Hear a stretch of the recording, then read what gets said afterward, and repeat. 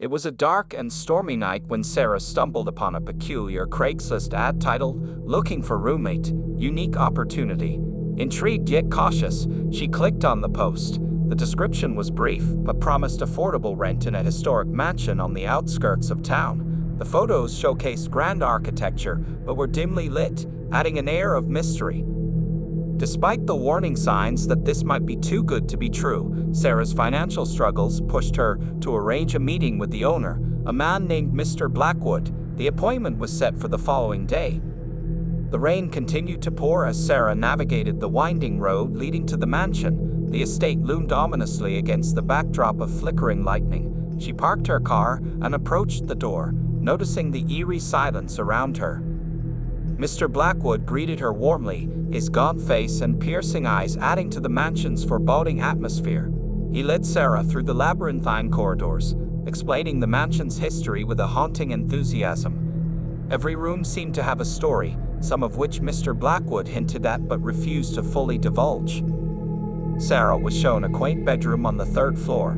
It was surprisingly cozy, with antique furniture and a view of the overgrown garden. As Mr. Blackwood talked about the rent and the rules, Sarah's unease grew.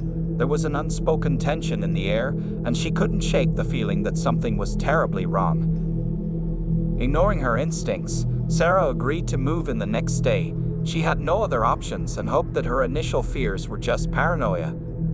Days passed, and Sarah settled into her new home. The mansion's creaks and whispers became her constant companions. She rarely saw Mr. Blackwood, who seemed to disappear for days at a time. In his absence, Sarah explored the mansion, discovering hidden passages and locked doors that piqued her curiosity. One evening, as Sarah was in the attic sorting through old books, she stumbled upon a dusty journal.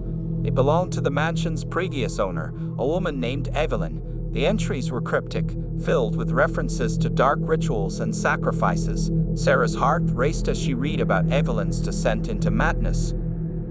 That night, strange occurrences began. Sarah heard footsteps echoing through the halls when she was alone. Objects moved on their own, and shadows danced in the corners of her vision. Sleep became elusive as nightmares plagued her every night. Desperate for answers, Sarah sought out Mr. Blackwood, but he was evasive. She confided in a neighbor, an elderly woman who warned her about the mansion's dark history. According to local legend, it was built on cursed land and had claimed the lives of its previous occupants. Sarah's fear turned to terror when she discovered a hidden room in the basement. Inside were arcane symbols painted on the walls and a collection of disturbing artifacts. She realized that the mansion was a trap, a prison for those who dared to enter. As Sarah delved deeper into the mansion's secrets, she uncovered Mr. Blackwood's true intentions. He was a practitioner of the occult, using Craigslist to lure unsuspecting victims to feed his sinister rituals. The mansion was a nexus of dark energies, drawing upon the fear and suffering of its inhabitants. Determined to escape, Sarah formulated a plan. With the help of her neighbor, she gathered the courage to confront Mr. Blackwood, but as they confronted him in the mansion's grand hall, a ritual already in progress, Sarah realized the extent of her peril. The mansion's walls seemed to breathe, and the air crackled with malevolent energy. Mr. Blackwood chanted incantations as shadows closed in around them. Sarah and her neighbor fought desperately, but they were outmatched.